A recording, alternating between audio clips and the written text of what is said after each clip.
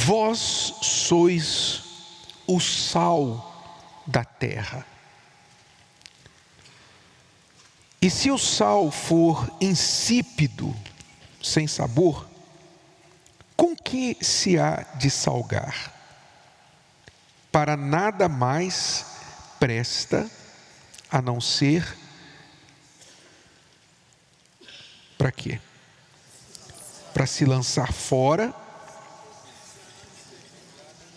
e ser pisado pelos homens. E depois, lá em Marcos 9, ele também disse assim: bom é o sal, mas se o sal se tornar insípido, com o quê? Com que o temperareis? Tende sal em vós mesmos e paz uns com os outros. Vamos entender aqui, obviamente, essa linguagem era mais compreensível para o público a quem Jesus falava na época, porque o povo judeu estava acostumado com o uso do sal de formas bem peculiares. Todos nós estamos acostumados a usar o sal, principalmente na comida.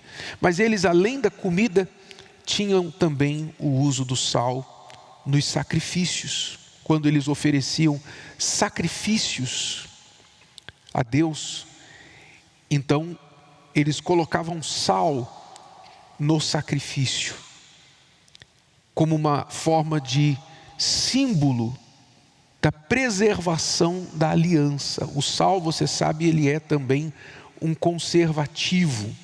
Ele conserva. Quando se faz carne de sol, por que se criou a carne de sol? Porque não tinha geladeira antigamente. Então colocava-se o que na carne? Sal para preservar, senão a carne apodrece. Então o sal conserva a carne, conserva o peixe, conserva a carne de boi, etc. Então, o sal preserva, ele mantém a qualidade da comida. E naturalmente traz o sabor e etc. Você sabe que o sal, ele não se destrói com fogo.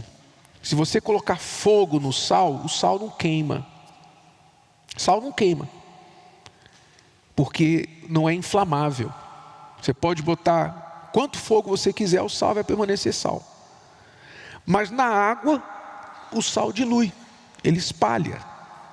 Então, quando o sal estava misturado com outros elementos, e vinha a água, diluía o sal e ficavam só as impurezas. E por isso Jesus falou aqui, muito facilmente compreensível pela sua audiência, que se isso acontecesse com o sal, o que restava, a impureza que restava, só servia para uma coisa: jogar no caminho, jogar no chão, pavimentar a terra, porque onde jogava aquele sal não crescia nada, então servia para uma espécie de pavimentação do caminho, só para ser pisado pelos homens. Então, quando Jesus falava do sal aqui, vós sois o sal da terra, o que é que ele queria dizer?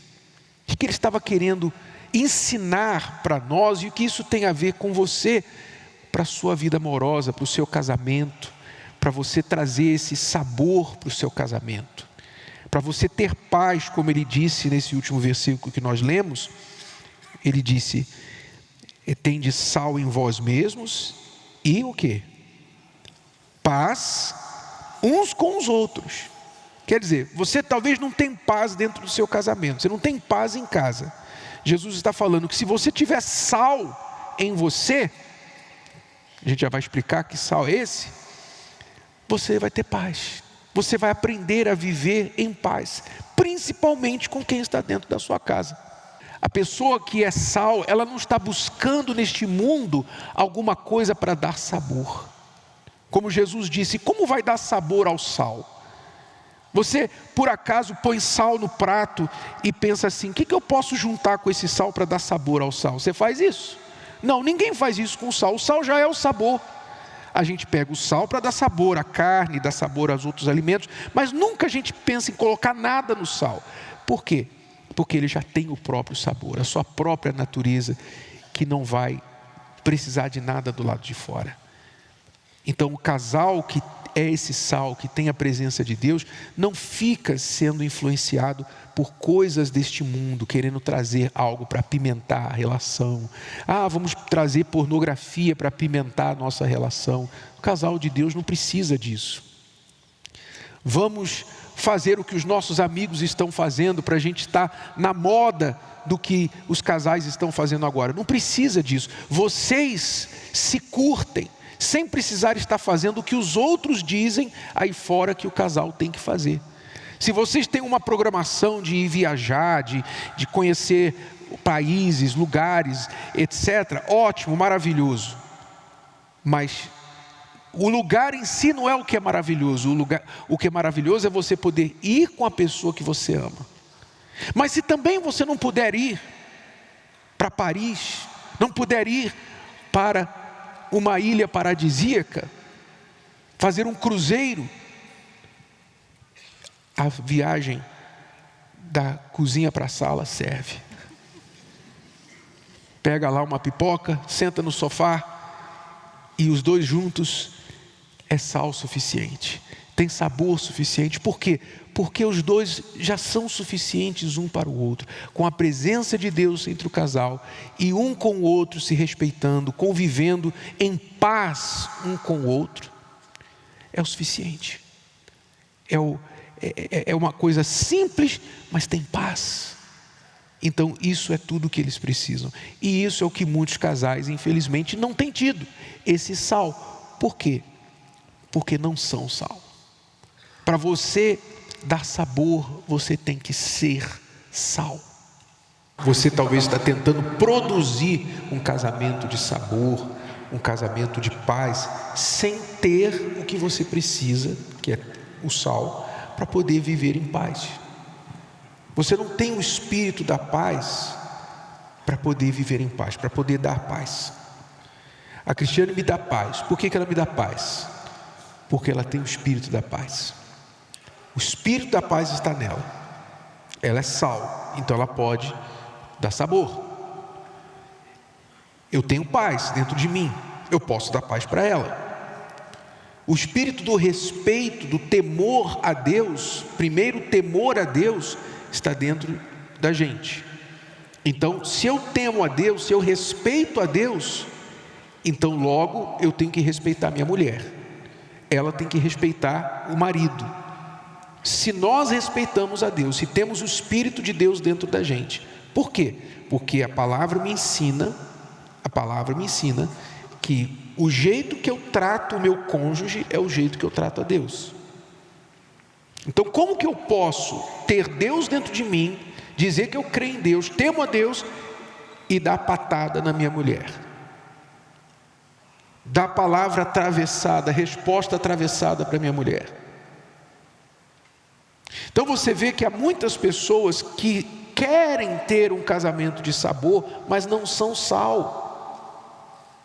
Não há sal nelas. Elas estão querendo salgar, mas o sal está insípido. Sabe, quando o sal está velho, você põe, não pega o sal. Não está funcionando. Por quê? Porque está faltando você ser o sal. Você não vai conseguir produzir aquilo que não está dentro de você, que não vem de dentro de você. Aliás, lá em Tiago fala exatamente sobre isso. Ele diz assim: porventura, deita alguma fonte de um mesmo manancial água doce e água amargosa? Quer dizer, uma mesma fonte pode dar dois tipos de água? Meus irmãos, assim tampouco pode uma fonte dar água salgada e doce. Não dá para uma fonte salgada da água doce e uma fonte doce da água salgada. Você vai dar o que você tem. Cada um dá o quê? O que tem. Você vai dar o que tem. O que você tem em você? Se você tem paz, você vai dar paz. Você talvez vive em pé de guerra no seu casamento, vive brigando com a tua mulher, brigando com o seu marido. Você vive solteiro, derramando suas ansiedades e lamúrias, suas queixas sobre o sexo oposto nas redes sociais, ou talvez não posta nas redes sociais. Ah, os homens são assim, as mulheres são assim. Talvez você não poste, mas quando você está lá com os amigos, né? Quando está lá com os amigos, no café, na rodinha, aí, né, vocês desabafam. No WhatsApp lá você desabafa. Por que sai da sua boca essas reclamações? Por que você não consegue ter e viver em paz? Porque não está em paz dentro de você. Você não está em paz. Você, como solteiro, não está em paz. E se você não está em paz como solteiro, pelo amor de Deus, não case. Pelo amor de Deus, não tire a paz do pobre coitado, da pobre coitada, que talvez tenha paz, e você vai tirar a paz dela, casando com ela. Você tem que estar em paz como solteiro, você tem que estar em paz sozinho, você está bem sozinho. Não quer dizer que você não queira alguém. Não, eu quero alguém, mas eu não tenho ninguém agora. Não quer dizer que eu estou mal porque eu não tenho ninguém. Estou bem, estou feliz sozinho, estou bem, estou em paz, solteiro. Estou em paz. Se eu estivesse com alguém, estaria melhor, porque eu tenho alguém, mas não quer dizer que eu estou mal. Eu estou bem sem nenhuma pessoa. Isso tem que acontecer com você, porque enquanto você não estiver em paz com você sendo solteiro, você não vai ter cabeça para escolher bem uma pessoa.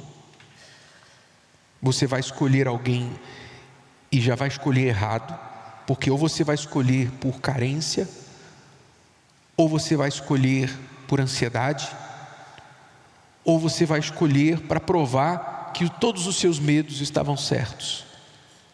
Eu vou até dar uma chance para esse aí, vou até dar uma chance para ele, mas tenho certeza que vai dar errado. Quer ver?